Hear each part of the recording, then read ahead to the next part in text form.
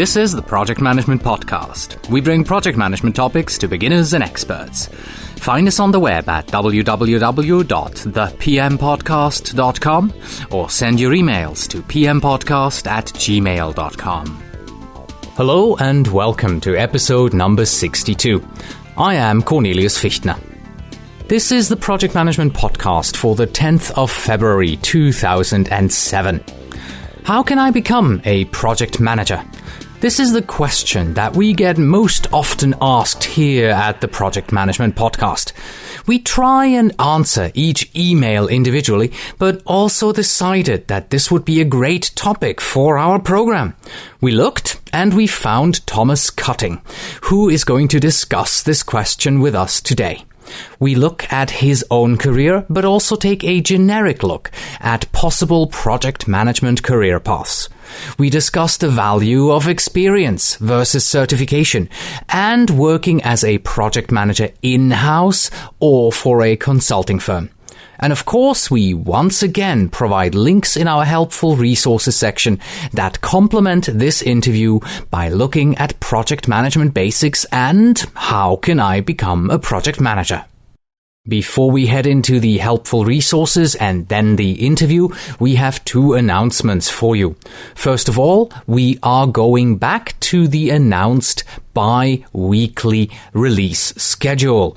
Well, in the past, my issue here with my jaw has kind of messed that schedule up, but we are now going back onto a bi-weekly schedule.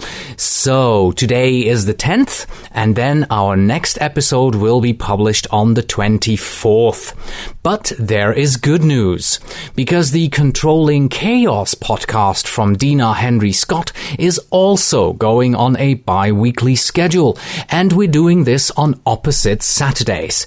So we're coming out on the 10th, she's coming out on the 17th, then it's us again on the 24th, and then it's her again on the 3rd. So you can get your dose of project management podcasts every week, nevertheless. And if you haven't checked her podcast out, stop by at www.controllingchaos.com. Our second announcement is a giveaway.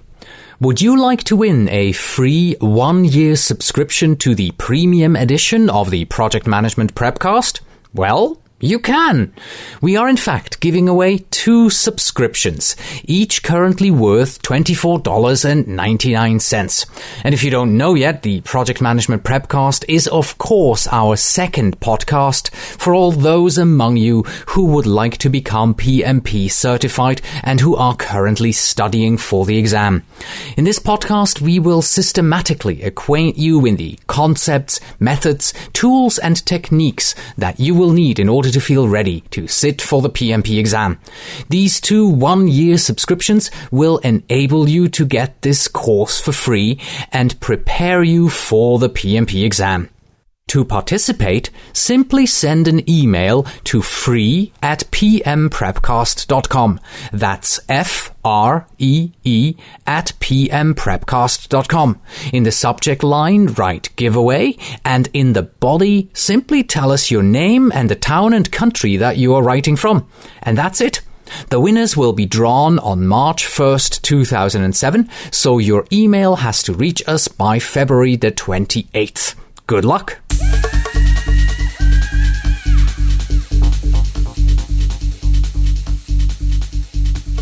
Once again, we have some helpful and some unhelpful resources for you. The helpful resources are, of course, all about how to become a project manager, and the unhelpful one is one of the podcasts that I listen to. Well, the first helpful resources, of course, has to be the blog of today's interview guest, Thomas Cutting. You can find it at cuttingsedgepm.blogspot.com. In this, Thomas writes about, and you'll hear this in the interview as well, random thoughts about project management, and he has already started to write about how to become a project manager. So if this interests you, then stop by at Tom's site and read what else he has to say on top of the discussion that we're having today. The second helpful resource comes from webgirls.com. It is a short article titled How to Become a Great Project Manager. And they give us 5 basic hints on the idea of how you can approach becoming a great project manager. And they talk about creating a sense of urgency, not to underestimate or overestimate, to stay on top of things, and to keep internal and external dates a secret, although I have to admit I disagree totally with this one. And the 5th one is be persistent. Stop by at this article to read the details for each one of these 5 tips on how to become a great project manager. Should I become a project manager or a business analyst? That is the question asked in our 3rd helpful resource. And this is part of the discussion board of joelonsoftware.com, which is the website by Joel Spolsky, a software developer in New York City. In this forum on his website, a reader describes his personal situation and wonders, which way should I go, project manager or business analyst? There are 10 answers to this question. And as always, of course, with public forums, the answers are both insightful and opinionated. And now moving on to the unhelpful resources. As you may recall, I have started to tell you all about the podcasts that I listen to, and most of them are not about project management. Today, I would like to focus on sport, and I only listen to one of them, and you'll hear why shortly. And the podcast is by KCRW, and it is called The Score. It is a weekly commentary on sports events by Diana Nyad. Now, I am totally not into sports. In fact, I can't stand most sports. But Diana's podcast looks at, well, the poetry, the sociology, the philosophy of sports. She tells inspirational stories and covers the broad spectrum of the characters who play in the sports, who play part in the sports world. And she lifts you up so that you feel the same passion for sports just like she has. Best of all, this podcast is just about 5 minutes long, and that's about as much sport as I can take per week. As always, you can find these recommendations in the helpful resources section at thepmpodcast.com. But this week, I would like in particular to point out our category PM Basics. Yes, all our helpful resources are categorized and you can look through them by category. And the category PM Basics contains actually 9 helpful resources that discuss, as the name says, PM Basics, which fits perfectly in today's theme of how do I become a great project manager. Please stop by at the website and check them out. And now we're moving on to our main topic, the interview with Thomas Cutting. Thomas is a senior principal consultant for Keen Incorporated, and he has over 15 years of IT experience in the entertainment, retail, insurance, banking, healthcare, and also automotive industry. Managing, training, mentoring, and working in this diverse background has provided him with the basis for his writing and speaking engagements, of course, as well as talking to us today on the question of how to become a project manager. Coming from a technical background, he has lived the challenges, from programmer to project manager, business analyst to quality assurance analyst. Thomas experienced firsthand the problems that teams and project managers face. Enjoy the interview. The Project Management Podcasts feature interview. Today with Thomas Cutting, PMP, Senior Principal Consultant for Keen Incorporated.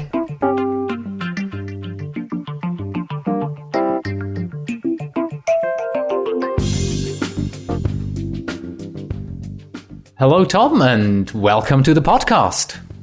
Thank you for having me, Cornelius. It's good to be here. Well, it's an absolute pleasure. Thank you very much for your time already. In the coming half hour or so, we are going to explore how someone can become a project manager. The most logical first question for me to ask you, therefore, is how did you become a project manager? How did it happen to you? Well, I took the technical approach. I started out as a programmer and worked my way through business analysis and became a project manager. Did you actually plan to become a project manager, or? I had. There was a time in my life when I decided that I no longer wanted to program and that I felt I had the skills, and I decided to move on to project management. And there was certainly a definite switch in my career. And being in the consulting business really helped out with that. What they did for me, worked for Keene Incorporated, and they gave me the opportunity to build on the experience that I had and offered me training, and finally they gave me the reins on a project. Yeah. How long did it take to go from being a developer, then making the conscious decision and moving into project management? How long did that transition actually take? It was, I started out with project management in the end of 1990s. So it had probably been 2 or 3 years I was trying to make that transition. Mm-hmm. And I was working as a business analyst at the time, and there just weren't any opportunities that became available. But I was taking steps along the way in order to position myself for that. So if I heard you correctly, there was also a business analyst step in between. So you went from developer to business analyst to project manager, is that right? Right. Okay. And was there some sort of conscious aha in your head when you suddenly said, oh, I'm a project manager now? That would be when they gave me the reins to the project. During the Y2K period, there was an increased need for project managers on all sorts of different projects. And an opening became available within one of our clients, and I took advantage of that. Okay. You have recently also began to write about project management. You have your blog website, The Cutting's Edge, right? Or is it just Cutting's Edge? The blog site is actually cuttingsedgepm.blogspot.com. cuttingsedgepm.blogspot.com. Okay, we'll link to it in the show notes. We'll make sure that people don't have to remember that. That'd be great. What do you write about? Project management, probably. Pretty much random thoughts on project management. Random thoughts on project management. So what was your most recent random thought? Well, 2 of my most recent ones. I did one on 5 things you should never say during a meeting. One of those was... Where are the bagels? No, one of them was 4 out of the 5 voices told me not to trust your idea. And then the one I followed that up with was 5 questions a project manager should ask. And among them were, are we there yet? And how much further? Any help in your blog for people who want to become project managers? What would you say? You know, I've been thinking about doing a series on that, and it'll probably be based largely on what we talk about today. Okay, so going forward, people will find help there. Yes. Good. So let's go back and take a look at becoming a project manager. Let's look at it from a more generic point of view. When in someone's career would you say, should they think about becoming a project manager? Early in their career, or is it better to first, get some sort of experience and then move over? I did it from the technical perspective, and I think it's important to get some experience first. I remember on one project for Y2K, Keene was working with another company. They weren't the only ones that were running short on project managers at that time. But we were working with one of the big 5 firms back when there were 5 of them. And they were hiring a lot of project managers directly out of college. Well, one of their grand ideas was to take the data from a huge database, a DB2 database within an organization we were remediating their code for. And their idea was to take all that data, download it to Excel, run a macro to change the information on it, and then load it back up to the DB2 table. Good idea. Well, anybody who knows DB2 knows that it can hold a heck of a lot more data than any Excel spreadsheet ever could.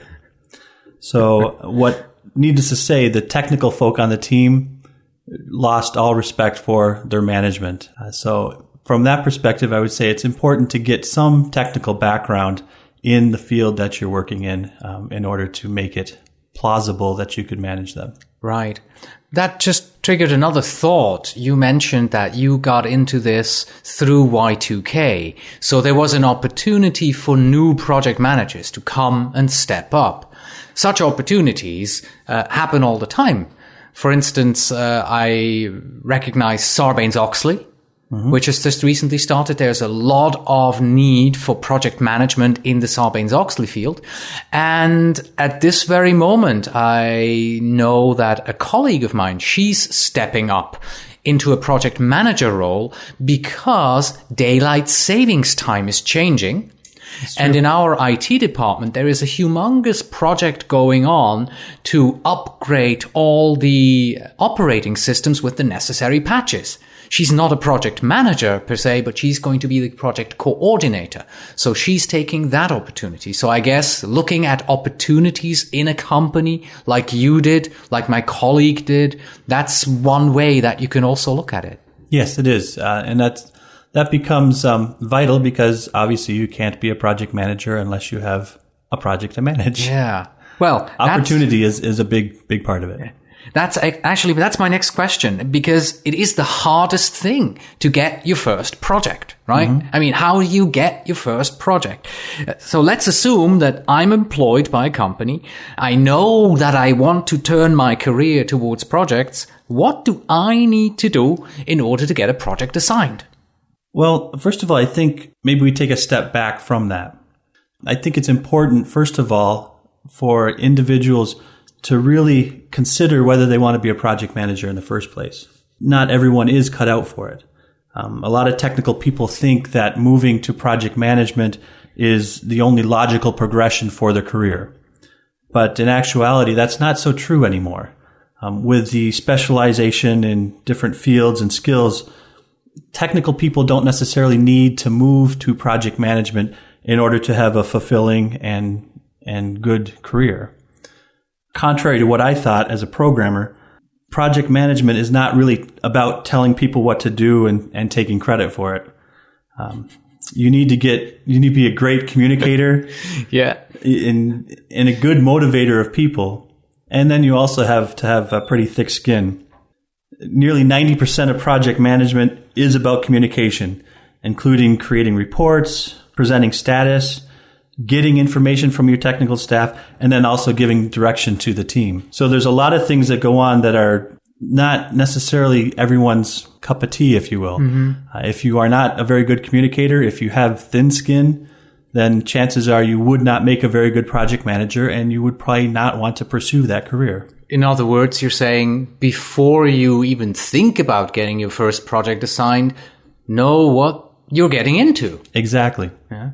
Exactly. And don't they also say that if a technical person moves into project manager shoes, you lose a great technical person and you gain a very bad project manager?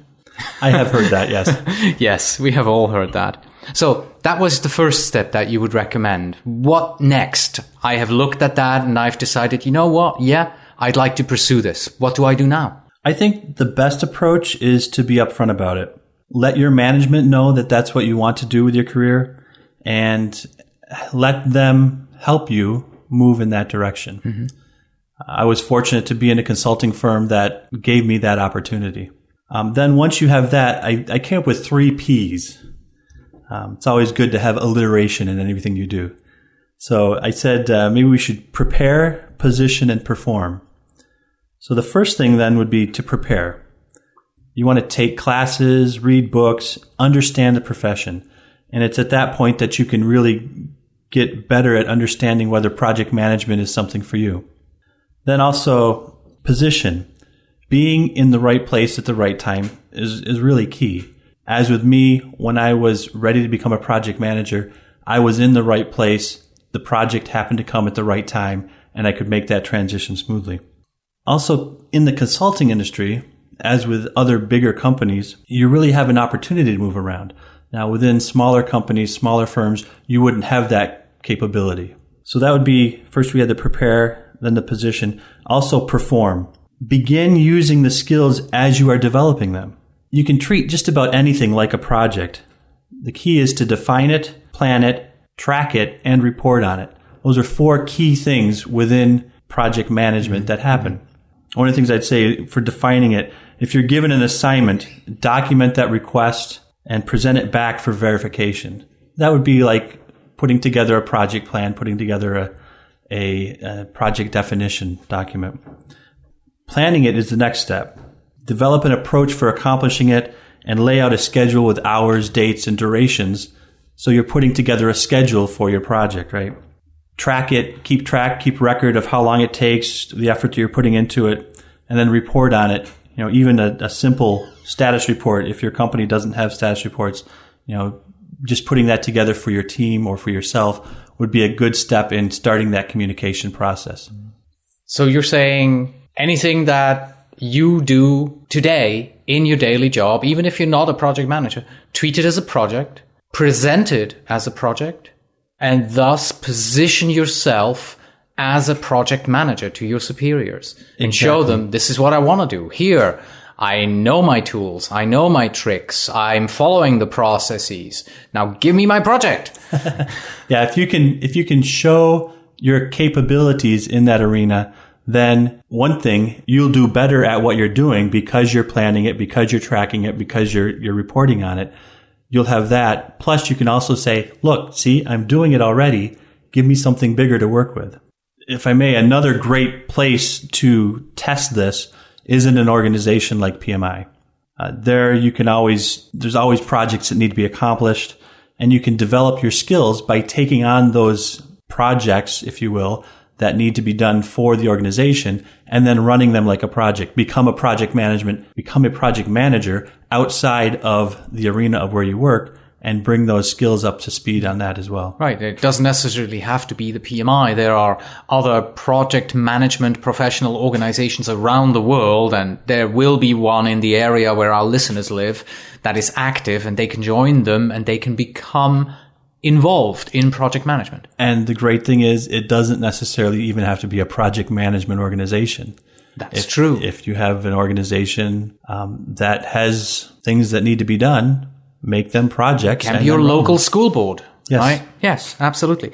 That brings up another question that I have here, and that's the question of, shall we call it the project managers who haven't yet come out of the closet?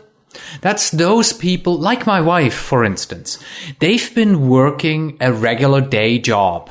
And as it so happens, their day job is project-oriented, but they don't know it.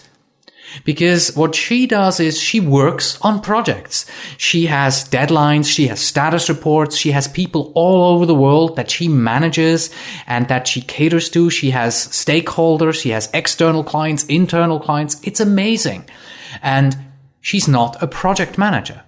What would you say a person like that, who's probably done their job for years and years and who has built up a bag of tricks and who understands how, well, projects like this are managed. How would a person like this move into a project management career? Technically, she is a project manager, whether she has the title or not. The 2 directions of taking this, actually. The first one, of course, is to work within her own company and help them understand what her role is and how that translates to perhaps getting a new title for that role. And then another role that seems to be very popular for people that are in that type of situation is actually switching companies. Because at that point, when you go for the interview, you can say, I'm here for the project management position. These are my credentials. This is what I've done to show that. And then move on to that from that perspective. One of the advantages of being in a large company or in being a consulting company is that you're not trapped in, today I am in this area and I'll always be in this area. I have an opportunity to move around. People who are in smaller companies generally take that opportunity to move to another company to get that type of experience or to get that next level in their title and become a, quote, project manager, even though they've been doing it for years? Well, first thing I have to say is I'm going to promise that I'm making my wife listen to this interview because it was she who asked me how she could become a project manager. So she needs to know this. And this actually takes us nicely back to your 3 Ps: prepare, position, and perform. Getting a job in a different company is nothing but position.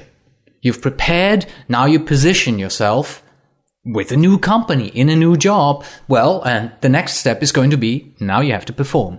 Correct. Right. Would you recommend that a junior person tries their luck by applying for positions like, project coordinators, project administrators, or similar project-oriented positions that are more entry level? I think those positions, coordinator, administrator, can be good directional moves. If you find yourself in a technical role and you can't seem to move from there directly to project management, it would probably be a good idea to take that type of a directional role. The only problem you might have or drawback to that might be that you'd get pigeonholed in those roles. So what you want to do is take them as a temporary step and keep seeking that next step. So, along the way, you don't want to get stuck in a rut and always become an administrator at that point. You want to keep seeking that positioning, planning, training yourself to get to that next level. Similarly, then there is, of course, the question of certification. What role does a certification like CAPM, PRINCE, PMP, or the IPMA certifications play? Certification is really starting to become a must. I interview PMs for Keen, and one of the things I look for is certification. Now, that's not to say that certification is the be-all, end-all, but it's becoming more of a separator. Experience certainly outweighs certification. It isn't really a major deciding factor for me when I'm interviewing someone, but it could become a swing vote, right? If you've got 2 people who are pretty evenly matched with their experience and with their background, the swing vote might be that they have certification. I do know companies that won't even consider you unless you have your PMP or one of the other types of certification that are available. Yeah, it's actually quite often that you see these days on monster.com or any of the online job boards that it says PMP or whatever certification required. It's not just desired. It's now changed to required certification. I have worked as a project manager both for consulting companies as well as in-house. What benefits have you received as a consultant other than the opportunity, like you've just said, to move from one area to the other? Is there anything else? One of the big advantages that I found working for Keen is long before project management became the buzzword, Keen was doing it and doing it very well. When I started as a consultant in the programming department there, I was lucky enough to get put with a very strong project manager and basically grew up with project management. So I cut my teeth, if you will, on projects with very good project management examples. So what I took as normal, everyday project management, this is the way you do things, was foreign to a lot of other places that I went. What really was surprising to me is when, even as a programmer, I started doing some of the things that the project manager was doing, such as telling people when they were going to get something, following through with that with status reports, and presenting it to them in a semi-professional way. It just completely blew their socks off. They were not used to that from anybody else. So from that perspective, that is certainly one thing I got from working at a consulting company. Now, as far as whether to go in-house or consulting, the opportunities is what you're looking for. One of the things you don't want to get is stuck being the Java programmer, or worse yet, maybe the COBOL guru that everybody goes to with those specific problems. If you're trying to get to project management, you're going to have to wean everybody off your current expertise so that you can join the ranks of project managers. One other thing that I also saw as a benefit of a consultant, at least in my career when I was a consultant, was you were able to look into various companies.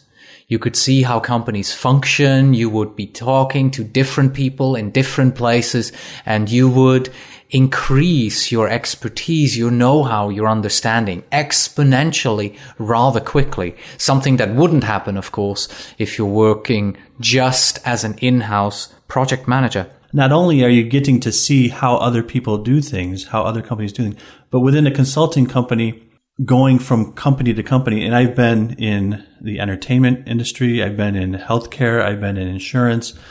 As you go to each one of these, your project management skills increase and carry across those different environments. But you're also picking up how other areas do certain things. And you can then carry that whole enchilada, if you will, as you're building your repertoire of ideas, concepts. You carry that over to the next place and you say, well, you know what? In the insurance industry, they're kind of doing the same thing you're doing, but they're doing it this way. Have you thought about doing it that way? Or from the healthcare industry, you know, there's a lot of these processes that are in place there inherent to that industry. How do they pull into this other industry? How do they pull into the entertainment industry? Whatever that is. I think in biology, this is called cross-pollination, isn't it? Exactly. Yeah. So let's move on and talk a little bit about a couple of forms of management, different forms of management for a moment. How is project management different from line management? I think we have to make this distinction as well. I think the people side of the management remains somewhat constant between the two. You're probably dealing with the different types of individuals, but you still have the interpersonal problems to work through as far as project management versus line management. Probably the biggest difference in the two is the definition of the project, right? The definition of a project is a temporary endeavor to accomplish a unique deliverable, whether that is building a building, perhaps, or even a new website. Line management generally is that ongoing production trying to improve upon that thing that you're doing, or the support environment, or whatever that non-project management, if you will, area is. Whereas project management, you don't generally get a chance on that project to fix the problem. You can carry that lesson learned on the next project or the next phase of the current project.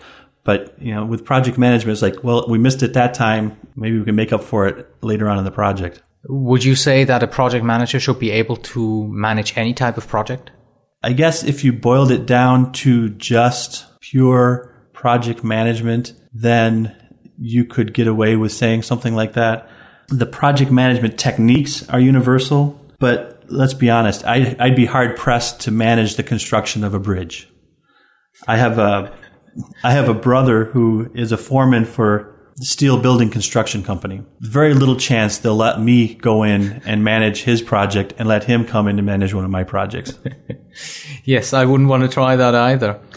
We earlier spoke about using professional organizations as a springboard to begin doing projects for the organization. How would you rate the power of networking among peers in these professional organizations in order to move your project management career forward? I think networking is the key to getting your foot in the door. You'll never get hired for any job that you've never heard about. So the networking gives you that knowledge that, hey, there's a job opening over here. Maybe you should put your resume in there. That's one of the key parts of networking. And it still is true. It's not always what you know, it's who you know. If someone knows you and knows your character, they're more likely to hire you than some name off from a search engine. Yeah, and just to follow up on that, that's how I found my current job. All right, let's sum it all up. What would you say are the three major character traits and also maybe the three major career moves, of course, that someone has to have and make in order to move onto the project management career path? First of all, communication skills are a must. Nearly every aspect of project management involves communication, whether it's your risks, whether it's issues, whether it's status, budget, everything involves communication. The second character trait I would say is integrity. This includes honesty in reporting, fair dealings with team members, respect for individuals. All those things are part of integrity. Actually, organizations like Keen and others have codes of ethics. PMI has their code of ethics. And I would suggest all project managers, whether you're going to get certified or not, at least go out to the PMI website or some of these other websites and look at the code of ethics they have and read through them and make sure. Recently been updated as well. The third character trait, I think, is thick skin. I think I've mentioned it already before. The role of project managers is a lot like a lightning rod. You get zapped from upper management while protecting your team and allowing your team to do their job. But then you also get the jolt of your project team pushing back against timelines and direction. So you get it from both ends, right? Yeah. Isn't what they say is you recognize a good project manager by looking at how many knives are stuck in his back? Hopefully it's not that true, but sometimes it certainly feels like it. Okay, so those were the three major character traits. And what about career moves? What would you say are those? The first thing that comes to mind when you ask that question, of course, is, where should I move as far as my career goes? But I think it goes back to one of the questions you asked earlier, and that is, what do I do in order to become a project manager? And I think the first part then would be the preparation part. So a part of your career move is preparing yourself for that. Reading, learning about project management, practicing what you learn, and treating everything like a project. We talked that through before. The second one, I think, is certification.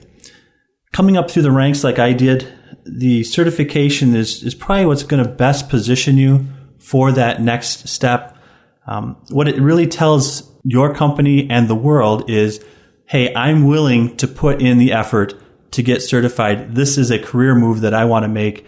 Here are now my credentials. And then also positioning, either through networking, taking a job like the project coordinator that we talked about earlier, letting your company know what your career plans are. Those are the types of things that are going to put you in a position in order to take on the next step in your career. All right. Thank you very much.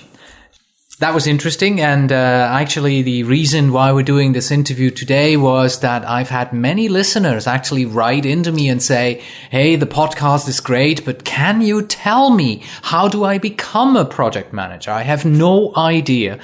So I hope that with this interview, we have answered that question, at least partially. Are you now ready to move on to the final 10 questions? Absolutely. Same 10 questions we ask everyone here. So let me cheat. Number 1, what was your favorite project? I think my favorite project really wasn't because of the project itself. It was the company that I was working for. So much of my career as a project manager, you're doing things like upgrading a database or you're implementing a new something. But it's that time when you can actually go to your parents and say, oh, I'm working at Electronic Arts, for example, one of the places I worked at. People immediately recognize that, oh, you work at EA Sports or you work at Company X. It immediately makes a connection as opposed to the rest of my career where it's, oh, what is it you do again? Oh, yeah, you're what do you manage? Oh, databases. What does that mean? It's that recognition that, hey, I do have worth. I work for something somebody actually can understand. Number 2, what project would you like to have managed? I think at this point in my career, the project I'd like to move toward would be something more international. I've done a lot of different things here stateside, but maybe it's time to move on to something larger. Number 3, what is your favorite project management book? It may sound a little self-serving for my company, but Keen has an internal book called the Keen Guide to Project Management, and it is just packed full of knowledge from past project managers and filled it up. Actually, they used to call it the Keen Guide to Successful Project Management, but then they realized that people might think Keen also has one that's for unsuccessful project management, so they changed the name. I assume that book is not publicly available? Unfortunately, I don't think it is. Yeah, what a pity. That would sound like a success. Maybe I can talk them into packaging it and selling it. Number 4, what is the topic of the next seminar that you're planning to attend or to give? Actually, I just received word last week that I will be speaking in Las Vegas at the Practical Software Quality and Testing Conference. And the topic that I'll be speaking on is Avoiding Shock Therapy, Managing Directional Changes. Number 5, what is the best way to make a project fail? I think the best way of making a project fail is to hide things. Mm-hmm. Hide knowledge, hide problems, hide things. They'll eventually catch up with you, so you might as well get them out in the open. Number 6, how do you like to celebrate a successful project? A fine dinner. Mm-hmm. Take the team out to dinner someplace. Number 7, in your projects, where do you focus most of your attention in order to be successful? I think the key is to focus on the little things. It's things like team meeting minutes, following up on items. Those little things are what can really make or break a project. Number 8, if you weren't a project manager, what would you like to be? Independently wealthy. Yes, Or maybe a train conductor. I don't know. I understand the first one. Number 9, what is the one thing that a project manager cannot live without? Their team.